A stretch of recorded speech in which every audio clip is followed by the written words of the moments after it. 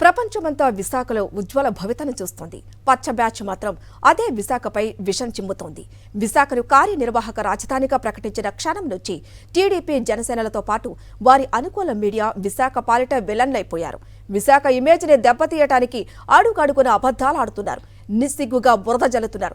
ఇలా చేస్తున్న వారంతా పొరుగున తెలంగాణ రాష్ట్రంలో కాపురాలు ఉంటూ ఆంధ్రప్రదేశ్ అభివృద్ధిని చూసి ఓర్వలేకపోతున్నారు. అభివృద్ధిని అడ్డుకోవటానికి విఫలయత్నాలు చేస్తున్నారు. చివరకు అచేతనంగా గుక్కపెట్టి ఏడుస్తున్నారు. 2019 ఎన్నికల్లో అఖండ విజయం సాధించింది వైఎస్ఆర్ కాంగ్రెస్ పార్టీ. ముఖ్యమంత్రిగా జగన్మోహన్ రెడ్డి ప్రమాణ స్వీకారం చేసింది లగాయితో అభివృద్ధి వికేంద్రీకరణపై దృష్టి సారించారు. అందులో భాగంగా రాష్ట్రంలోని 3 ప్రాంతాలకు న్యాయం చేయాలనుకున్నారు.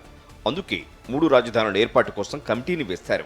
అమరావతిని శాసన రాజధానిగా కొనసాగిస్తూనే వెనుకబడ్డ రాయలసీమలో న్యాయ రాజధాని, దశాబ్దాల తరబడి నిర్లక్ష్యానికి గురైన ఉత్తరాంధ్రలో కార్యనిర్వాహక రాజధాని ఏర్పాటు చేయాలని జగన్మోహన్ రెడ్డి నియమించిన కమిటీ నిర్ణయించింది. 3 ప్రాంతాలకు సంబంధించి వివిధ వర్గాల ప్రజలు, మేధావుల అభిప్రాయాలను కమిటీ సేకరించింది. నిజానికి రాష్ట్ర విభజన సమయంలో కేంద్ర ప్రభుత్వం నియమించిన శివరామకృష్ణ కమిటీ కూడా విశాఖ నగరం రాజధానిగా ఉండేందుకు అన్ని విధాలుగా అర్హమైన, అనువైన నగరంగా తేల్చింది. అయితే 2014 ఎన్నికల్లో అధికారంలోకి వచ్చిన చంద్రబాబు నాయుడు మాత్రం రియల్ ఎస్టేటు దందాల కోసం శివరామకృష్ణ కమిటీ సిఫారసులను తొంగలో తొక్కారు. తన కనుసన్నల్లో పనిచేసిన నారాయణ కమిటీని వేశారు. తాము ముందుగా అనుకున్న అమరావతి ప్రాంతంలో వేలాది ఎకరాలను బలవంతంగా కొనుగోలు చేశారు. ఆ ప్రాంతంలో తమ అనుయాయుల చేత భూములు కొనిపించారు. అక్కడే 1,00,000 కోట్లకు పైగా పెట్టుబడి పెట్టి రాజధాని నగరాన్ని నిర్మిస్తే తమ వారి భూముల విలువ పెరిగి అందరూ అప్పరా కుబేరులవుతారని భావించారు. 5 ఏళ్ల పాలనలో అమరావతిని గ్రాఫిక్స్లో చూపించారు. 2019లో అధికారంలోకి వచ్చిన జగన్మోహన్ రెడ్డి ఒక్క అమరావతిలోనే 1,00,000 కోట్లకు పైగా పెట్టుబడి పెట్టి రాష్ట్రంలోని మిగతా ప్రాంతాలకు అన్యాయం చేయడం కరెక్ట్ కాదని భావించారు. అందుకే 3 రాజధానుల వైపు మొగ్గు చూపారు. విశాఖ రాజధాని కావాలన్న శివరామకృష్ణ కమిటీ ప్రతిపాదనను కూడా ఆయన పరిగణలోకి తీసుకున్నారు. గ్లోబల్ సిటీగా అభివృద్ధి చెందడానికి అన్ని రకాలైన వసతులు, వనరులు ఉన్నటువంటి నగరం విశాఖపట్నం. అసలు విశాఖపట్నాన్ని రాజధాని చేయాలని మొట్టమొదటి ముఖ్యమంత్రి గారు 1953లోనే అప్పుడున్నటువంటి విధానసభలో, ఆయన శాసనసభలో తీర్మానం కూడా చేశారు.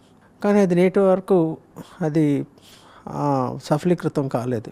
ఇప్పుడు ఉన్నటువంటి మన ముఖ్యమంత్రి గారు మరి విశాఖపట్నాన్ని రాజధాని చేస్తే ప్రధానంగా ఏంటంటే వేర్పాటువాదం అనేదాన్ని అరికట్టవచ్చని. అంటే రాష్ట్రంలో 3 ప్రాంతాలు ఉన్నాయి ఇప్పుడు మనకి. ఉత్తరాంధ్ర జిల్లాలో, రాయలసీమ, అలాగే అభివృద్ధి చెందినటువంటి మిడిల్ ఆంధ్రప్రదేశ్లో ఉన్నటువంటి ప్రాంతాలు. సో ఇక్కడ వెనుకబడిపోయినటువంటి 7 దశాబ్దాలుగా వెనుకబడిపోయినటువంటి రాయలసీమ ప్రాంతాన్ని, ఉత్తరాంధ్ర జిల్లాలని అభివృద్ధి చెందించాలి అంటే సరైనటువంటి ఒక పటిష్టమైనటువంటి ఒక మహానగరాన్ని మనం ఆధారంగా తీసుకుంటే దానికి సరిపోయినటువంటి అనువైనటువంటి స్థలం విశాఖపట్నమే అనేటటువంటిది ఈవెన్ కేంద్ర ప్రభుత్వం నియమించినటువంటి శివరామకృష్ణ కమిటీ కూడా అభిప్రాయపడింది.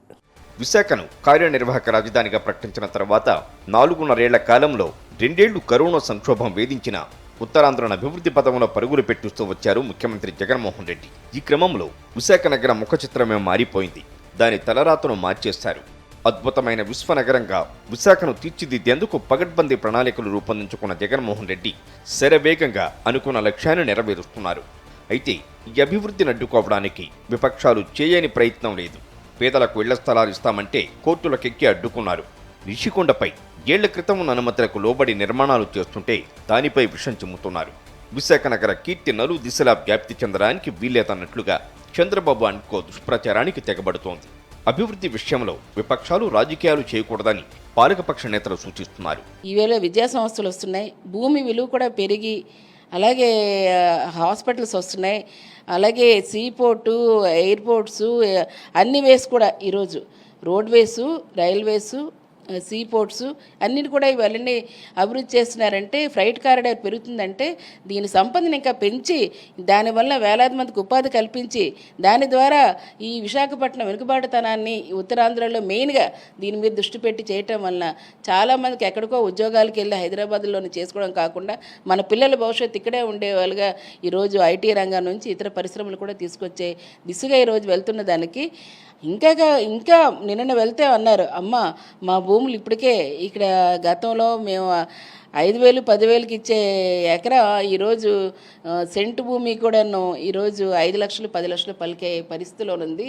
మాకు ఈవేళ ముఖ్యమంత్రి గారు ఇవన్నీ అభివృద్ధి చేశారు కాబట్టే దీని విలువ పెరిగాయి. ఈ విలువ పెరగటం వల్ల వీటన్నిటినీ మేము ఈరోజు మా కుటుంబాలు బాగున్నాయని చెప్పని వారు తెలియజేస్తున్నారు. ఒకసారి వాళ్ళు కూడా ఆలోచన చేయాలి. ఏదైనా విమర్శ చేశారంటే అది సద్విమర్శగా ఉండాలి. దశాబ్దాల తరబడి ఎంతో నిర్లక్ష్యానికి గురైంది ఉత్తరాంధ్ర. గత ప్రభుత్వాలు ఉత్తరాంధ్రపై సవతి తల్లి ప్రేమనే చూపారు. జగన్మోహన్ రెడ్డి ముఖ్యమంత్రి అయిన తర్వాత దశాబ్దాలుగా ఉన్న సమస్యలకు శాశ్వత పరిష్కారం లభించింది. ఉద్దానం ప్రాంతమే దానికి తిరుగులేని నిదర్శనం. ఇటువంటి అద్భుతాలు ఉత్తరాంధ్రలో 2019 నుంచి ఇప్పటి వరకు లెక్కకు మించి జరిగాయి. ఆ రోజు చంద్రబాబు నాయుడు గారు భోగాపురం ఎయిర్పోర్ట్కి ఏ అనుమతులు తీసుకోకుండా తూతూ మంత్రంగా ఎన్నికల ముందు శంకుస్థాపన చేస్తే జగనన్న అన్ని రకాల పర్మిషన్స్ తీసుకొని దానికి శంకుస్థాపన చేయడమే కాకుండా పనులు కూడా శరవేగంగా జరిగేట్టుగా ఈరోజు చూస్తూ ఉన్నాము. అలాగే తీసుకుంటే కొన్ని దశాబ్దాలుగా శాశ్వత పరిష్కారం నోచుకోక ఎన్నో ఇబ్బందులు పడుతున్న ఉద్దానం సమస్యకి జగనన్న ముఖ్యమంత్రి అయ్యాక శాశ్వత పరిష్కారం చూపించి 740 కోట్లతో ఉద్దానం మంచినీటి ప్రాజెక్ట్ని చేపట్టడమే కాకుండా 100 కిలోమీటర్ల దూరంలో ఉన్న వంశధార నుంచి నీటిని తీసుకొచ్చి ఉద్దాన ప్రజలకు తాగునీరు అందించి ఆ కిడ్నీ ప్రాబ్లంకి ఒక శాశ్వత పరిష్కారం చూపించారు. అంతేకాకుండా 85 కోట్లతో 200 పడకల హాస్పిటళ్ళు, అలాగే కిడ్నీ రీసెర్చ్ సెంటర్ కూడా జగనన్న అక్కడ కట్టించి మొన్ననే ప్రారంభించిన విషయం మనం చూసాము. అలాగే ఉత్తరాంధ్ర ప్రాంతంలో 4 మెడికల్ కాలేజీలు, అలాగే ఇంజనీరింగ్ కాలేజ్, ట్రైబల్ యూనివర్సిటీ, ఇలా ఎన్నో అభివృద్ధి కార్యక్రమాలు చేపట్టిన విషయం చూసాం. అందుకే ఉత్తరాంధ్ర ప్రజలు వైఎస్ఆర్ కాంగ్రెస్ వైపు మొగ్గు చూపుతున్నారు. ఇదే పచ్చ బ్యాచ్కు భయం తెచ్చిపెడుతోంది. విశాఖ కార్యనిర్వాహక రాజధాని అయిపోతే ఈ అభివృద్ధికి ఎన్నో రెట్లు అభివృద్ధి జరుగుతుందని, అది తమకు రాజకీయ భవిష్యత్తు లేకుండా చేస్తుందని చంద్రబాబు కంగారు పడుతున్నారు. అందుకే తన మంది మార్బలంతో ప్యాకేజీ వ్యాఖ్యలతో విశాఖపై విషం చిమ్మిస్తున్నారు. అమరావతి ముసుగులో రియల్ ఎస్టేట్ వ్యాపారానికి తెగబడిన చంద్రబాబు నాయుడు విశాఖలో అభివృద్ధికి అడుగడుగున ఆటంకాలు సృష్టించారు. విశాఖలో ఏదైనా పరిశ్రమ పెడతామని ఎవరైనా ముందుకు వస్తే అక్కడెందుకు మీరు అమరావతిలో పెట్టన్నట్టు వారిని నిరుత్సాహపరిచేవారు చంద్రబాబు. ఎలాంటి మౌలిక వసతులు లేని అమరావతిలో పరిశ్రమలు పెట్టడానికి ఎవ్వరూ ముందుకు రాలేదు. ప్రపంచ దేశాలతో కనెక్టివిటీ కలిగి ఉన్న విశాఖ నగరమే పెట్టుబడిదారులకు గమ్యస్థానంగా ఉంటుందని వైఎస్ జగన్మోహన్ రెడ్డి గ్రహించారు. అందుకే విశాఖను ఎవరూ ఊహించని విధంగా అభివృద్ధి చేస్తున్నారాయన. ఇదే ఎల్లో మంద గుండెల్లో భయాన్ని పెంచుతోంది. 2014లో ముఖ్యమంత్రి అయిన చంద్రబాబు నాయుడు తన రియల్ ఎస్టేట్ రాజధాని అమరావతి పైన, అక్కడ భూములు కొన్న తమ పచ్చ పరివారం పైన ప్రేమతో ఇతర ప్రాంతాలకు ద్రోహం చేశారు. తిరుపతిలో పరిశ్రమ పెట్టడానికి తమిళనాడు నుంచి ముందుకు వస్తే అక్కడొద్దు అమరావతి వచ్చేయండి అన్నారు. బాబు ఆలోచన పసిగట్టిన ఆ పరిశ్రమ నిర్వాహకులు ఓ దండం పెట్టి వెనక్కు వెళ్లిపోయారు. విశాఖలో పరిశ్రమ పెడతామంటూ మరికొందరు వస్తే అక్కడెందుకు దండగా అమరావతి రావచ్చు కదా అన్నారు. విశాఖకు పరిశ్రమలు రావడం బాబుకు ఇష్టం లేదని అర్థం కావడంతోనే ఔత్సాహిక పారిశ్రామికవేత్తలు వెనక్కు వెళ్లిపోయారు. జగన్మోహన్ రెడ్డి ముఖ్యమంత్రి అయ్యాక విశాఖ దశ మారిపోయింది. 200కు పైగా ఐటీ పరిశ్రమలు విశాఖ తరలి వచ్చాయి. ఇన్ఫోసిస్ వంటి దిగ్గజ కంపెనీ కూడా కార్యకలాపాలు మొదలుపెట్టింది. జపాన్కు చెందిన యోకోహామా టైర్ల ఫ్యాక్టరీ విశాఖలో దూసుకుపోతోంది. మరికొన్ని పరిశ్రమలు శరవేగంగా ఏర్పాటవుతున్నాయి.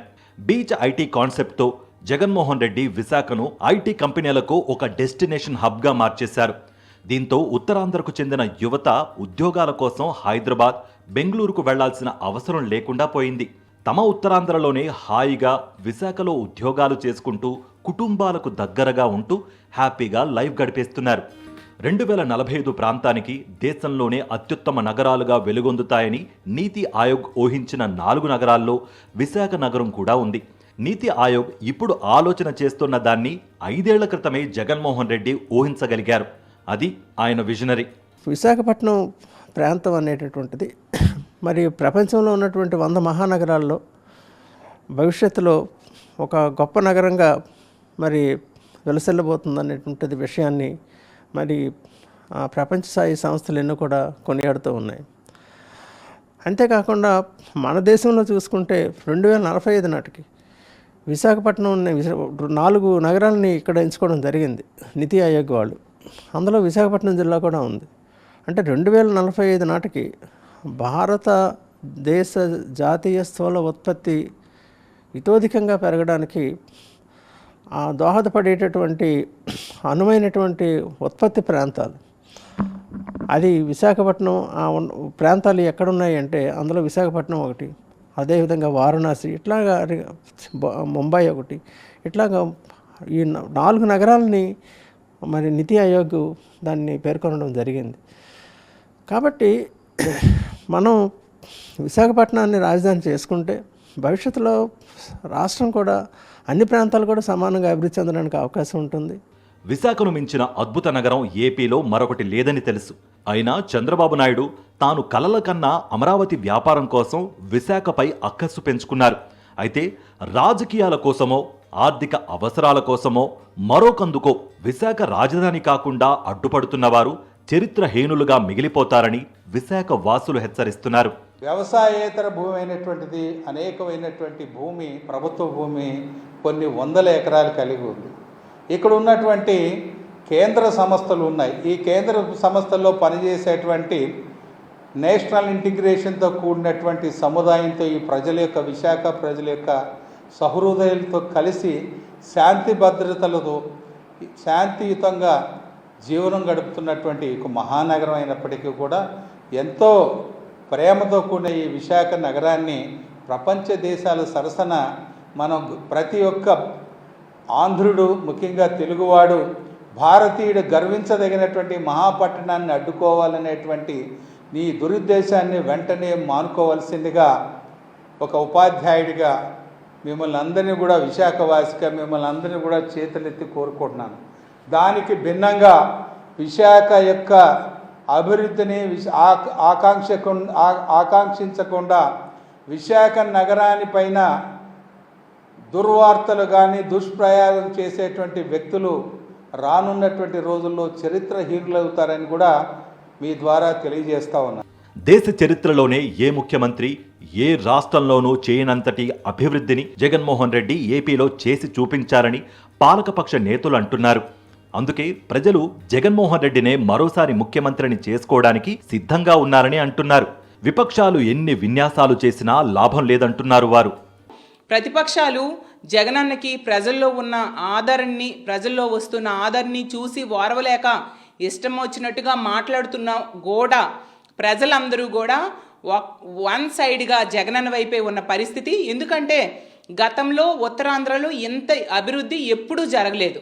అసలు జగనన్న చేసినంత అభివృద్ధి ఈ దేశ చరిత్రలో ఏ ముఖ్యమంత్రి కూడా చెయ్యని పరిస్థితి మనం చూస్తూ ఉన్నాము.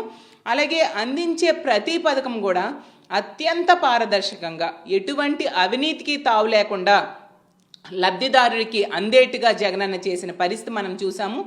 ఎలాంటి ముఖ్యమంత్రి మాకు శాశ్వతంగా కావాలి, ఈ రాష్ట్రం మరింత అభివృద్ధి చెందాలన్నా, అలాగే ఈ రాష్ట్రంలో సంక్షేమ పథకాలు నిజాయితీగా అమలు కావాలన్నా జగనన్నే మళ్ళీ మనకు ముఖ్యమంత్రి కావాలని ఆంధ్రప్రదేశ్ రాష్ట్రంలో ఉన్న పేద ప్రజలందరూ కూడా బలంగా కోరుకుంటూ ఉన్నారు. అలాగే తీసుకుంటే సంక్షేమము అభివృద్ధే కాకుండా సామాజిక సాధికారతలో కూడా దానికి పెద్దపీట వేస్తూ మాటలు కాదు చేతల ముఖ్యమంత్రిగా ఈరోజు నిరూపించుకున్నారు జగనన్న. భోగాపురం ఎయిర్పోర్ట్ పనులు శరవేగంగా దూసుకుపోతున్నాయి. మూలపేట పోర్టు పనులు వాయు వేగంతో జరిగిపోతున్నాయి.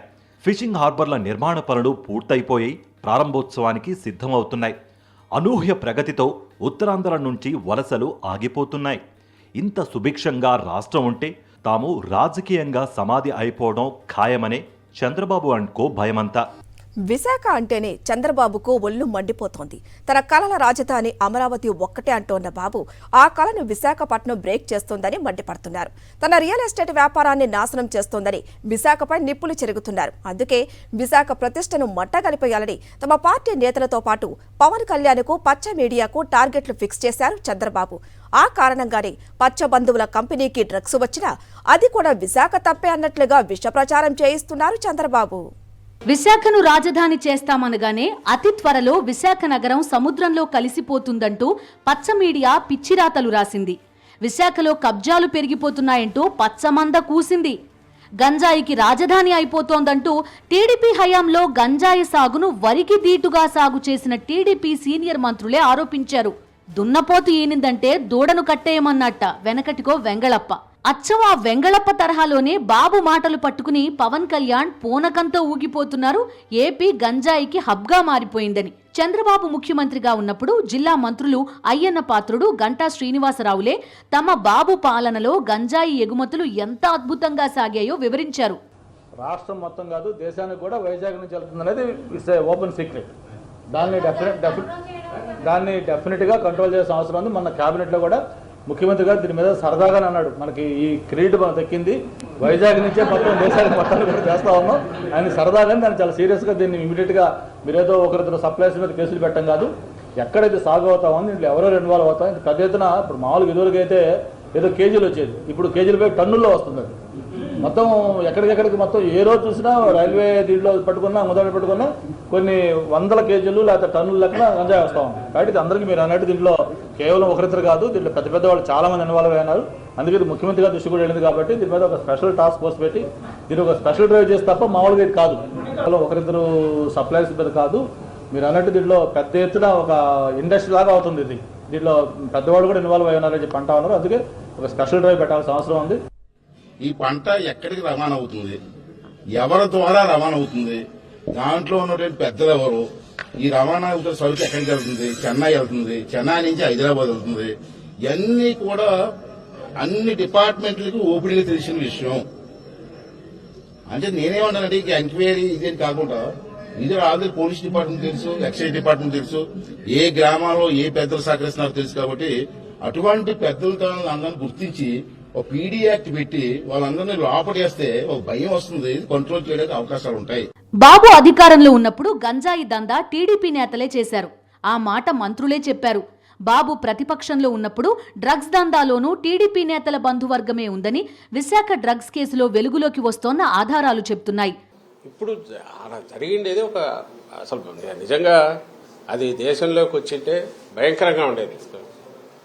లక్కీగా ఇంటి రావడము పట్టుకోవడం అనేది ఒక పెద్ద రిలీఫ్ స్టేట్కే కాదు దేశానికి కూడా. అంత భారీ ఎత్తున వచ్చిందంటే అది ఎక్కడికి టార్గెట్ పెట్టుకున్నారో ఎవరు పెట్టుకున్నారో అని అనుకుంటే ఇప్పుడు వీళ్ళే అరిచే అరుపులు చూస్తుంటే వీళ్ళే ఉన్నారేమో అనిపిస్తుంది. అట్లాగే ఆ కంపెనీల్లో ఎవరున్నారని తెలిస్తే అంతా ఈ కుటుంబాల దగ్గరగా ఉండేవాళ్ళు, బంధువులు. సాక్షాత్తు ఈమె చంద్రబాబు నాయుడు వదిన, ఇప్పుడు BJP state president Purandeswari, NT Rama Rao గారి కుమార్తె, ఆమె కొడుకు ఒక కంపెనీ దాంట్లో కంపెనీలో ఉన్నాడు. ఆమె వియ్యంకుడు ఆ కంపెనీలోనే పార్ట్నర్ అనుకున్నారు. వాళ్ళు ప్రమోట్ చేసిన కంపెనీనే తర్వాత డివైడ్ అయ్యింది, ఒక్కొక్కరు ఒక యాక్టివిటీ చూసుకుంటున్నారు. బయటకు వచ్చి మేము అటాక్ చేసి వీడు సంజయ్ శివాల్ వాళ్ళు టీడీపీ వాళ్ళు అట్లాంటి వాళ్ళు ఉల్టా ముందే అందుకొని హడావుడిగా రాత్రి నుంచి 10 నుంచి ఉదరగొడుతున్నారు. విశాఖలోని Sandhya aqua exports private limited company పేరిట బ్రెజిల్ నుండి డ్రగ్స్ కంటైనర్ వచ్చింది. ఆ కంపెనీ నిర్వాహకులు కోటయ్య చౌదరి, వీరభద్ర చౌదరిలకు ఏపీ బీజేపీ చీఫ్ దగ్గుబాటి పురంధేశ్వరితోనూ, టీడీపీ నేతలు రాయపాటి, ఆలపాటి, దామచర్లతోనూ సన్నిహిత సంబంధాలున్నాయని అంటున్నారు. డ్రగ్స్ దందాలో వీళ్ల పాత్ర ఉందా లేదా అన్నది సీబీఐ తేల్చాలి. అయితే డ్రగ్స్ మాత్రం వీళ్ల కంపెనీకే వచ్చింది. అయితే టీడీపీ, జనసేన, బీజేపీలు మాత్రం ఈ డ్రగ్స్ వైఎస్ఆర్ కాంగ్రెస్ నేతలవే అన్నట్టు కట్టుకథలు చెప్తున్నారు. విశాఖ నగరం ఇమేజ్ దెబ్బతీయడానికి దీన్ని కూడా వాడుకుంటున్నారు. విశాఖను కార్యనిర్వాహక రాజధాని కాకుండా అడ్డుకోవాలని చూస్తోన్న వారు దుర్మార్గపు ఆలోచనలకు స్వస్తి చెప్పాలంటున్నారు ఉత్తరాంధ్ర మేధావులు. ఉత్తరాంధ్రకు మంచి జరుగుతోంటే దానికి మోకాలడ్డడం క్షమించరాని నేరమంటున్నారు వారు. అయితే కొంతమంది ఈ విశాఖపట్నాన్ని రాజధాని కాకుండా అడ్డుకోవాలని కొన్ని ప్రయత్నాలు చేస్తూ ఉన్నారు. కానీ రాజకీయాలకు అతీతంగా అందరూ కూడా ఆలోచించాలి. మన రాష్ట్రం భవిష్యత్తులో అభివృద్ధి చెందాలి అంటే తప్పనిసరిగా మనం ఒక రాజధాని నగరానికి ఉండవలసినటువంటి అన్ని ఫెసిలిటీస్ ఎక్కడ ఉన్నాయని మనం ఆలోచించాలి. ఎక్కడంటే అక్కడ రాజధాని నగరం నిర్మించడానికి అవకాశం ఉండదు. 1,09,000 కోట్లు ఖర్చు పెట్టాలన్నారు. 33,000 ఎకరాలు కావాలన్నారు అమరావతిలో అక్కడ రాజధాని కావాలి అంటే. కానీ అంత అవసరం లేదనేటటువంటిది శివరామకృష్ణ కమిటీ గారు చెప్పారు. అందులో క్లియర్గా చెప్పారు 500 ఎకరాలు చాలు, ప్రభుత్వ భూమి చాలు, ప్రైవేట్ భూమి కూడా అక్కర్లేదు. ప్రభుత్వ భూమి అనువైనటువంటి ప్రభుత్వ భూమి ఇక్కడ ఉంది. దాన్ని కొంచెం మనం అభివృద్ధి చేసుకుని 5,000 నుంచి 10,000 కోట్ల పెట్టుబడితో మంచి నగరాన్ని, మంచి రాజధాని నగరాన్ని ఇక్కడ నిర్మించుకోవచ్చు అనేటువంటి ఒక నిపుణుల కమిటీ అభిప్రాయం కూడా ఇక్కడ విశాఖపట్నం రాజధాని కావడానికి బలపరుస్తూ ఉన్నదనే విషయం ఇక్కడ మనం చెప్పుకోవాలి. 5 ఏళ్లుగా విశాఖపై విమర్శలు చేస్తున్నారు, విషం చిమ్ముతున్నారు. విశాఖ పరువు తీయడానికి వెనకాడడం లేదు. తాము ఉండేది తెలంగాణలోనే కదా అన్న ఆలోచనతో ఏపీ ఇమేజ్ని, విశాఖ ప్రతిష్టను మంటగలపడానికి చంద్రబాబు, పవన్ ఏమాత్రం జంకడం లేదు. అయితే వాళ్లు కుట్రలు చేసుకుంటూ పోతూ ఉంటే జగన్మోహన్ రెడ్డి ఉత్తరాంధ్రలో అభివృద్ధి చేసుకుంటూ పోతున్నారు. విపక్షాల విద్వేషాలను ప్రజలు గమనిస్తున్నారు. పాలకపక్ష ప్రగతికాంక్షను పరిశీలిస్తున్నారు. అందుకే ఈ ఎన్నికల్లో వారు ఎటువైపు ఉండాలో ఇప్పటికే డిసైడ్ అయిపోయారని రాజకీయ పండితులు అంటున్నారు.